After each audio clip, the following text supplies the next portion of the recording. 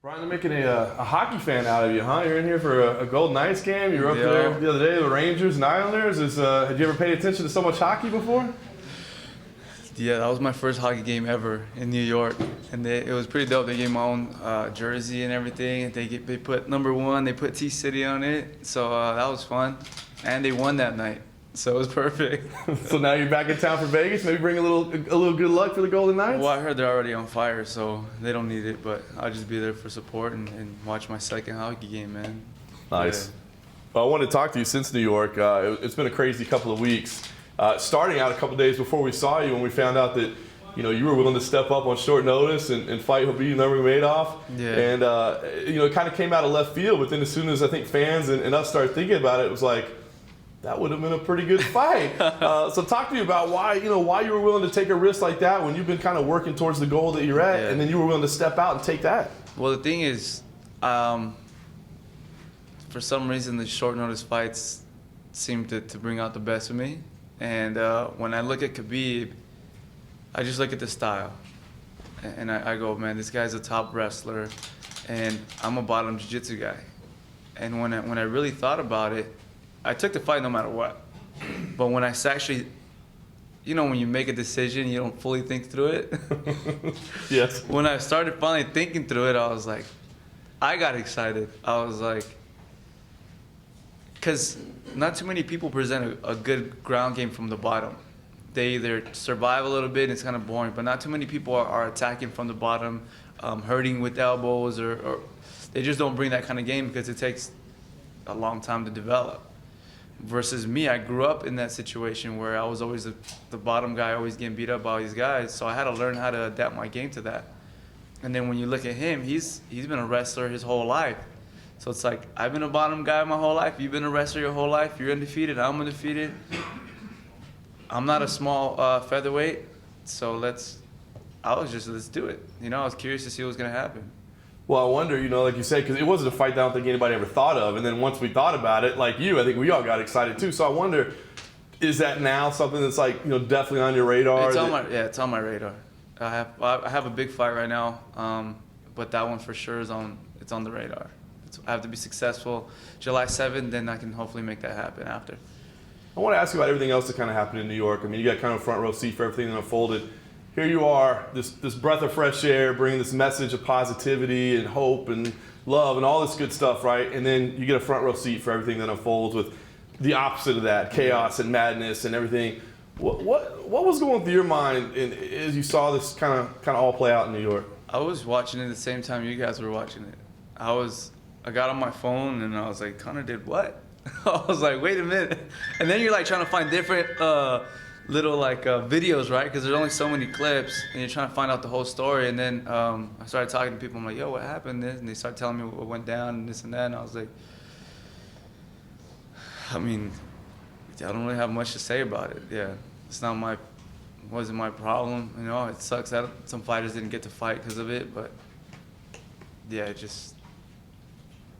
I don't really want to word it out because I don't want to. Yeah, stir the pot up. Well, I don't want to stir the pot, but I mean, it's tough because it feels like everybody's trying to find a direction in the sport, right? I mean, Connor's unquestionably the biggest star in the sport, but I think everybody steps back and goes, that was ridiculous, And then we got people like you, Rose Namajunas gets a lot of credit for her positivity as well. I just wonder, do you feel like you can be that big of a superstar, that successful, and keep this positive mindset and keep this positive attitude, or do you see when somebody's kind of playing the villain role and they're the star, do you think, maybe I'm making the wrong decisions? No, there's only one Connor. Everyone who's tried to be like Connor, you can tell they're just fronting, You can see by the way they go in there, you're like, come on, shut up. But for me, I'm just me. That's what I realized the best thing could be is when I talk to people, they're like, especially getting in the sport, they were like, oh, you got to be a character, you got to be this. And my coach told me, I don't know if I can cuss or not, but he goes, fuck that. He's like, just be you, bro. He goes, you don't have to lie on the thing. You don't have to pretend. You don't have to remember about something you made up before. He goes, just be you, and you can't go wrong with being you. So that's what we did, and I'm happy I stuck to it, man, because I'm just me. If I ever get pissed off, I'm legitly pissed off. So far, it hasn't happened. Very nice. Now you got this fight with Max Holloway. I think people are pretty excited about it. I don't imagine there'll be a lot of trash talk. Any of that doesn't seem necessary. But I mean, two young guys in the sport, two of the best in the game. I mean, how excited are you about this matchup? I'm ready. It's how can I say it, man? This is something that for the longest time was just a vision, you know. And then now it's actually a plan. We're actually starting training camp for it, and it's still surreal. It's like, holy shit, I got the shot. It's like, all right. And then I was nervous because it was like, man, am I going to be able to fight Frankie on 3 weeks' notice to get this shot, to steal it away? And I'm happy that the outcome was what it was. And now we get to fight. So it's how many fighters could say that they got to the chance there, you know? Especially coming up from where I came from. Something bad could happen after this fight and never fight again, and I can just say, you know what? I can tell people at least, hey, I went all the way undefeated to the belt, so I'm already winning. You know, the belt is just something extra. How concerned were you with Max possibly taking that fight and not being able to maybe fight in July if something happened?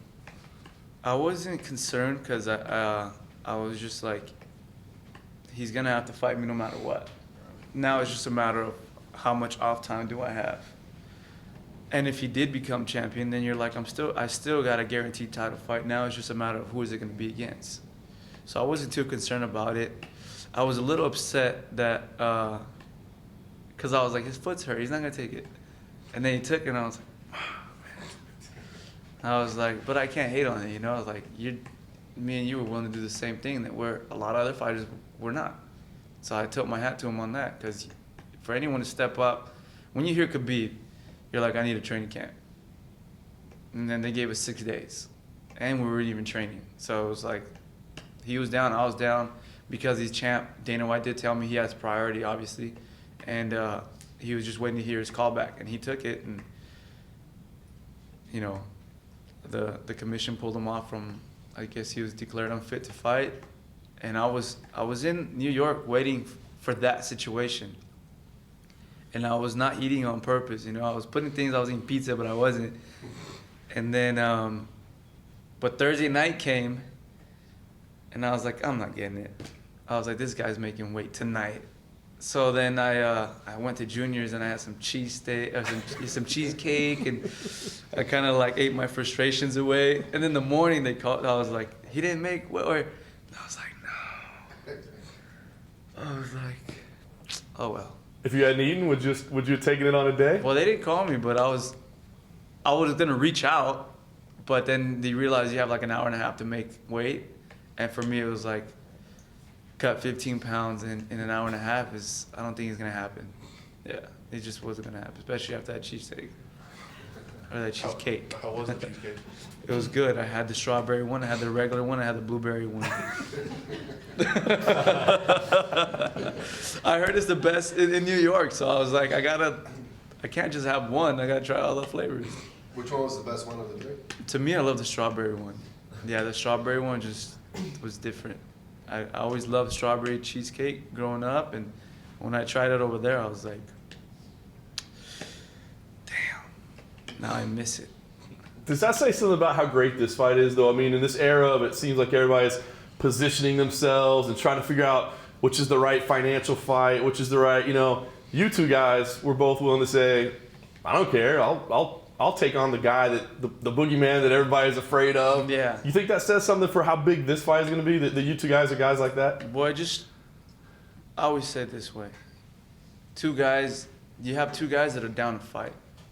He's not a point scorer. I'm not a point scorer. We want to get in there, and at the end of the day, we want to finish each other, which means we got to hurt each other.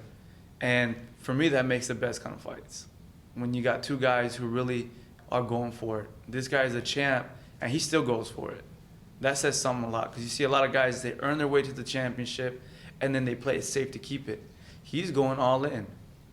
I'm all in. I've always been all in. If I ever become champ, I'm still going to be all in. So I just think that makes a great chemistry for crazy fights. And that's hopefully what we can give the fans July 7th. How would you describe what your win over Frankie meant Like, I mean, we know what it did. It gave you a title shot, but like, what did it mean to you? For me, it meant I made history.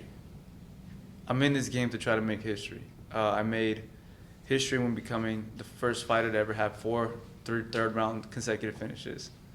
And I was like, okay, I'll take that record. It was a weird record, but I'll take it. And then we had the Cub fight, and then I was like, okay, now I got to prove to these guys I'm not just a third round luck charm. And I got that fight out the way, and the Frankie fight was like almost like similar to Khabib. The Khabib thing was because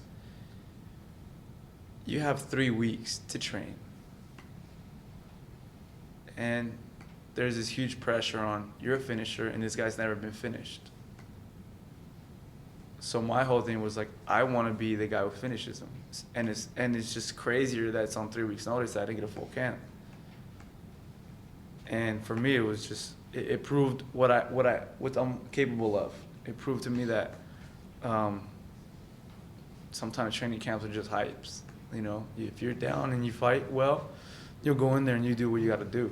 And that's what it proved to me, that I can go in there on short weeks' notice, fight the guy that was going to fight for the belt, the guy who's never been finished, and be able to become successful on that. And for me, that it played out perfect because he wasn't hurt, I wasn't hurt. He just had his fight with Cub. He did well. I'm happy that he stepped in again at a fast comeback, and he's doing good because I was kind of rooting for him. I was going to say, did it make you feel good a little bit the other day? Because, a lot of people are like, oh my gosh, why is he rushing back in there? And I guess, if he lost that, then maybe they could go back to your fight and see, well, Frankie Edgar's not what he used to be. Yeah. So was there a part of you that was like, nope, see, I told you, he's still the guy? Well, I fought both guys, and to me, I like Frankie better. It's just, I studied both of them as a human being. I got to talk to them, both of them. Cub still kind of, I don't know, you don't kind of like me too much. But Frankie was cool, man. And so obviously I'm rooting for the guy who's cool. And he treated me nice, and I'm glad he won. Why doesn't Cub like you? I don't know. Was it just something he said to you, or? No, I just keep seeing people tag me in things, and then he's like, yeah, Brian's not going to, I guess he blamed him getting sick or something for the fight in Fresno, and then he said I wasn't going to be able to beat Frankie. And one thing is if you're bitter, you're bitter, and I get it, man, but I don't want to go up to, I'm not going to come to media and then purposely start talking trash. So, whatever, man, I still got nothing against the guy. If he wants to shake my hand and we can talk and be cool, that's something I'd actually like. I don't like having enemies in this sport. So, yeah, man. So now you do get a long training camp for this fight. Yeah. You get some time to study Max. What do you think, just initial thoughts, what do you think are some of his strengths and maybe some of his weaknesses? Well, his strength is his striking and his wrestling defense. And his weakness is the ground. He's got good jiu-jitsu, but I feel like I have something different when it comes to the ground. And we just have to make a training camp based on all his strengths and his weaknesses and how we're going to make it happen during the fight, because we have 25 minutes in there, so we got some time. It's not like we got 3 rounds. We got 25 minutes of fighting, and just got to seize the right opportunity. Brian, based on what you just said, you think his weakness is the ground. What did you think was going to happen if he did make it to the Khabib fight? That was my concern. Is his wrestling defense good enough? Because if he could stop Khabib's takedowns, I feel he would have got the better of Khabib on the stand-up. He's a big boy too. So it's not like, oh, everyone looks at featherweight. No, if you would have seen them in the cage, you would go, damn, he's a featherweight. It would have just made you question it, because he's a big boy. But the real question is with anyone who fights Khabib. If he gets you on the ground, what are you going to do? And so far, he's been able to get everyone on the ground and just destroy them. For that reason, were you a little worried that hey, I mean, this could go bad for Max, and when it goes bad against Khabib, it looks really bad, and so that would take away from some of the maybe some of the interest in our title fight, because this guy's been unbeatable, and then if Habib's him, then will people still be tuned into the fight? I thought about it, but then I was gonna say, you could always come back and say he took it on 6 days' notice, So it wouldn't be that bad. I feel people would, even if he lost, people would have credited him like, yo, you're down to stepping on 6 days' notice to fight a guy who's heavier than you in a different weight class. So I feel like he would have got more credit than discredit. and it still would have been a good build-up for the fight, you know, because he's just down. You've been so effective on short notice fights. What's the feeling like right now, knowing you've got what might seem like forever laying out in front of you before this fight? I mean, do you have to approach things differently? What's the plan? Are you concerned with overtraining or anything? Honestly, my life has been crazy this last year. This is gonna be my 4th fight in less than 1 year, which means I haven't had a life in a year. I've just been training camp. I took 1 vacation, and then during that vacation, I got called to take the fight against Cubs, so I had to come back. So I'm just used to it. That's why, and I feel it's good because by the time I stepped in with Frankie, when I stepped in the arena, I was calm, man. I had my headphones, I was singing, I was dancing. It didn't feel like before where I was fighting once or twice a year where it's like the jitters feel new again. It was like, hey, Brian, welcome back to the office. I've been seeing the staff so much lately. It's like, yo, what's up, guys? Good to see you again.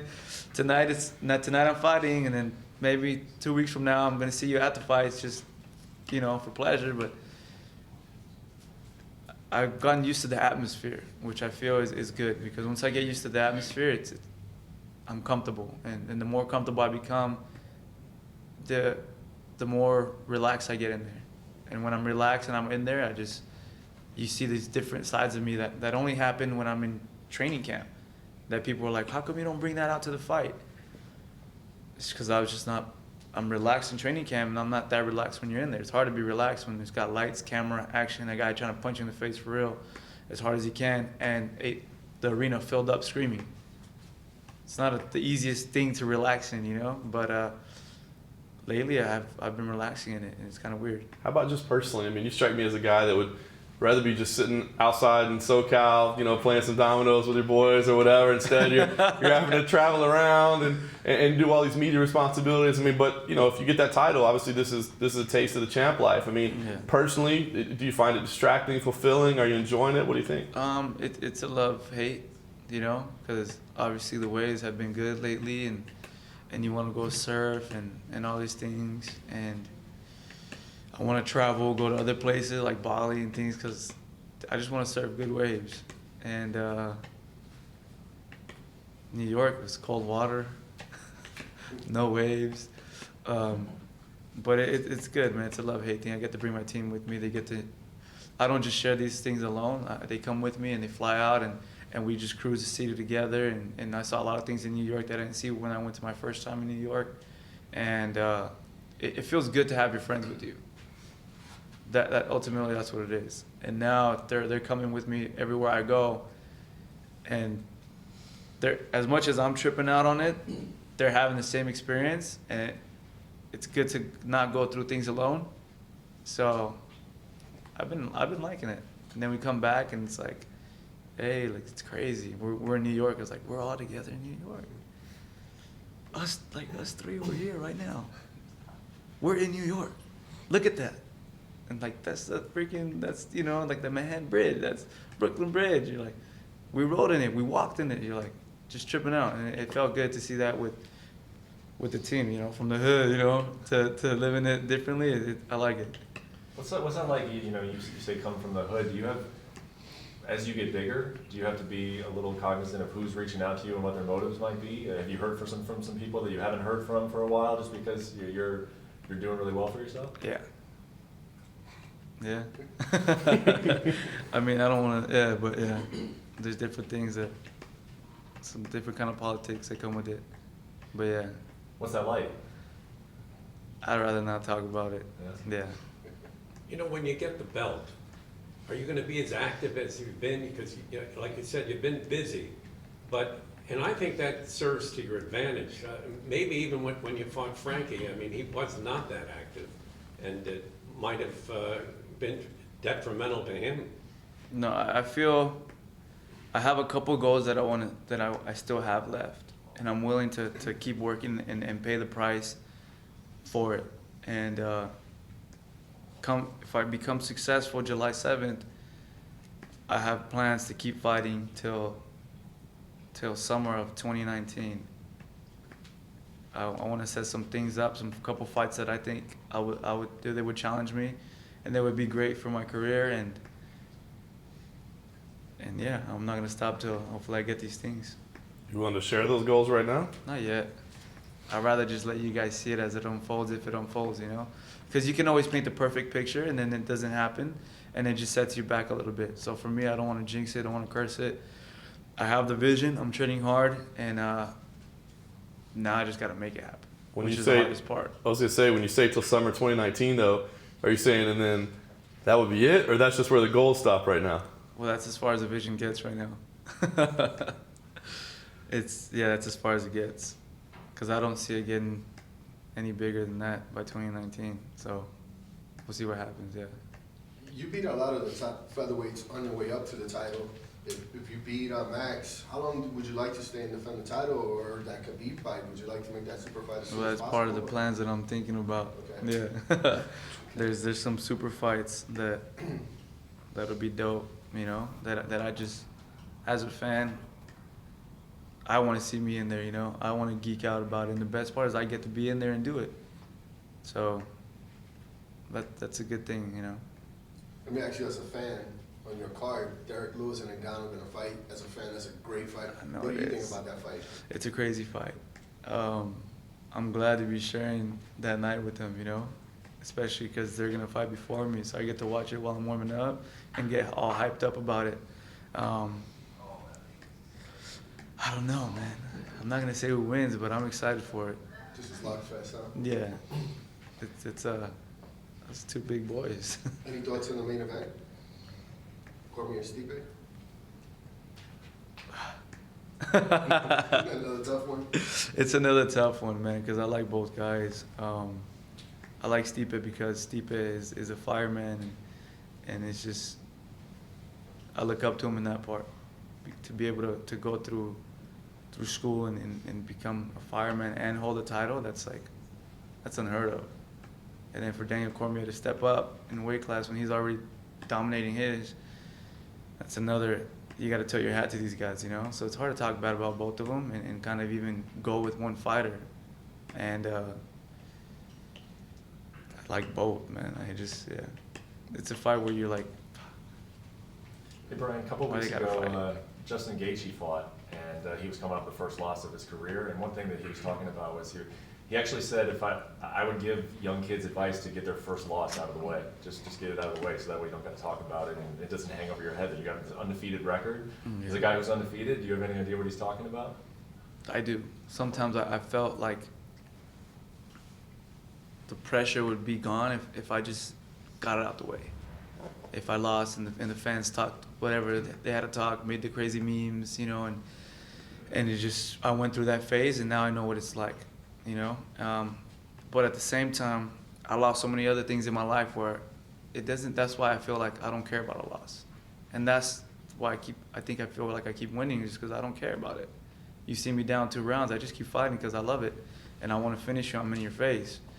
I lost a lot of friends, I lost a lot of things in life that to me are far much worse than a little record. Just says, and won, you know? It just means you lost a fight, but life in general, you know, I lost so much other things that I don't really care for it. What's the update on the foundation right now, man? You making some Hollywood ties, getting some attention? Robert Downey Jr. just got on board with me. He's helping me out. A lot of other people are getting on board and helping me out. But what I didn't realize is, for you to have a foundation, it's a lot of work. And with like having all these crazy title fights and everything, or just the success that I've had with the career so far, and trying to do this, it's a lot of work. But I'm still managing both. I put a lot of my own money to start the foundation, and now all I'm waiting is for the state to clear the 501c3. That's why I haven't really been doing so many things, because everyone's like, oh yeah, you're just taking selfies now and just thinking you're Hollywood's. Like, no, man, these guys are inviting me to these things. Obviously, I'm showing you guys my experience, but I can't do nothing yet because the state has to clear it in order for you to do anything. You can't do nothing unless the state clears it. So we're trying to rush that as fast as we can, and hopefully by the end of this, either July or August, it clears, from what I've been told. And once it clears, the ship's full, you know, it's taking off. So I can't wait to show everyone the plans on that. But I do have a cool little project that I'm working on when I get home. It's gonna be fun, yeah. It's gonna be fun. I'm gonna go to school and call this kid out, and kind of help him get his life together.